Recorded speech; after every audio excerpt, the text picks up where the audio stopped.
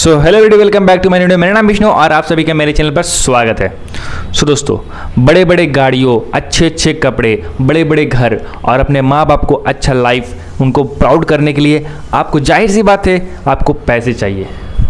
लेकिन ये पैसा आपको कोई जॉब और छोटा मोटा दुकान खोलकर बिजनेस करने से, छोटा मोटा बिजनेस करने से आप ये लाइफ अचीव नहीं कर पाओगे। ये लाइफ को अचीव करने के लिए आपको कई सारे इन्वेस्टमेंट्स, कई सारे चीज़ों के बारे में पता रहना चाहिए जो कि आने वाले समय में आप वो अचीव कर पाओ। मैं हूँ फर्स्ट ईयर कॉलेज में और मैंने काफ़ी सारे रिसर्च किए कि ऐसी कौन सी इन्वेस्टमेंट्स अमीर गौतम अडानी, मुकेश अंबानी लोग करते हैं कि वो उनका पैसा दिन पर दिन बढ़ते चला जाता है। दोस्तों, इस वीडियो में आपके साथ शेयर करने वाला हूँ यही सारे कुछ इन्वेस्टमेंट्स रूल्स जो कि बड़े बड़े बिजनेसमैन, बड़े बड़े इन्वेस्टर्स करते हैं। वीडियो में बने रहिए क्योंकि एंड में आपको 4-5 पॉइंट्स बताऊंगा जो कि मैंने रिसर्च किया रिचेस्ट मैन इन बेबीलोन से, जहां पर मुझे पता चला कि अपने पैसे को बढ़ाया कैसे जाए और फाइनेंशियली फ्री कैसे हो जाए जल्द से जल्द। चलिए स्टार्ट करते हैं वीडियो को बिना किसी देरी के। एक इंसान कॉलेज कंप्लीट करने के बाद उसके पास 4-5 तरीके होते हैं पैसे कमाने के। जैसे एक कोई सर्विस कर रहा है, जॉब कर रहा है, एक सेल्फ एम्प्लॉयड मतलब कोई दुकान खोलकर बैठ गया, डॉक्टर बन गया है तो वो अपना क्लिनिक खोल दिया, उसे बोलते हैं सेल्फ एम्प्लॉयड।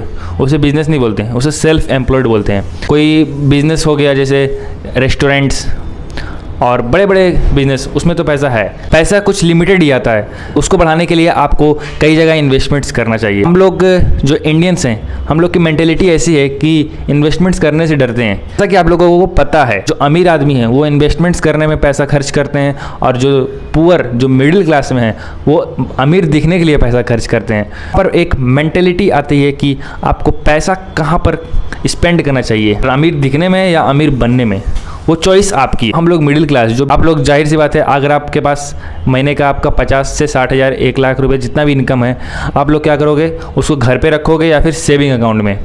सेविंग अकाउंट में आपका इंटरेस्ट, जो रिटर्न इंटरेस्ट होता है वो आपका रहता है 4.50%।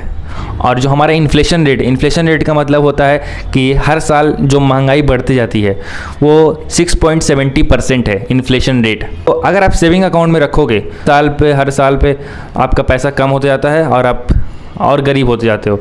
तो मुझे नहीं लगता है कि सेविंग अकाउंट कोई एक अच्छा रास्ता है आप पैसे इन्वेस्ट करने का। तो दूसरा आता ऑप्शन है एफडी।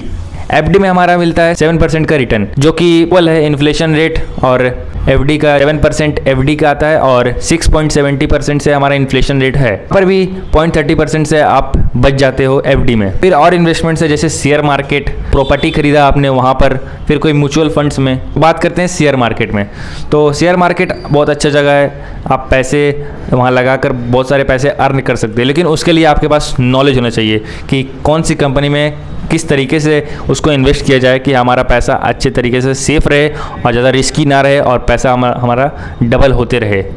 फिर आता है रियल एस्टेट। रॉबर्ट कियोसाकी को तो आप लोग जानते होंगे, रिच डैड पुअर डैड का वो ऑथर हैं। तो उन्होंने बताया कि सबसे सेफेस्ट, जितने भी इन्वेस्टमेंट्स मैं बता रहा हूँ सारे रिस्की हैं। सेविंग्स अकाउंट में आपको तो साल पे साल आपका पैसा कम होता जाता है इन्फ्लेशन रेट के अकॉर्डिंग। फिर एफडी में आप 0.30% से बचते हो।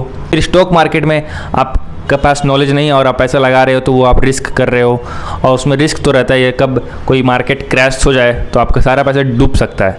According to Robert Kiyosaki, real estate एक सेफेस्ट इन्वेस्टमेंट है जो कि हर किसी को करना चाहिए उनका पैसा डबल होने के लिए, उनका पैसा एक सेफ तरीके से। क्योंकि अगर आप कोई प्रॉपर्टी खरीदते हो और उसको रेंट पे दे देते हो तो वहाँ से आपका रेंटल इनकम आता है मंथली, और उस एरिया का प्राइस भी बढ़ते जाता है। अगर वो डेवलप कर रहा है तो वो उस एरिया का प्राइस बढ़ जाता है, आपका जहाँ पर मकान है, आपका जो घर है उसका भी प्राइस बढ़ते चला जाता है। 2020 में 20 लाख का कोई घर खरीदे हो, फ्लैट खरीदे हो, 2025-26 आते आते उसका दाम हो जाएगा 50 से 60 लाख रुपए दाम हो जाएगा, अगर कोई सिटी में आप खरीदे हो।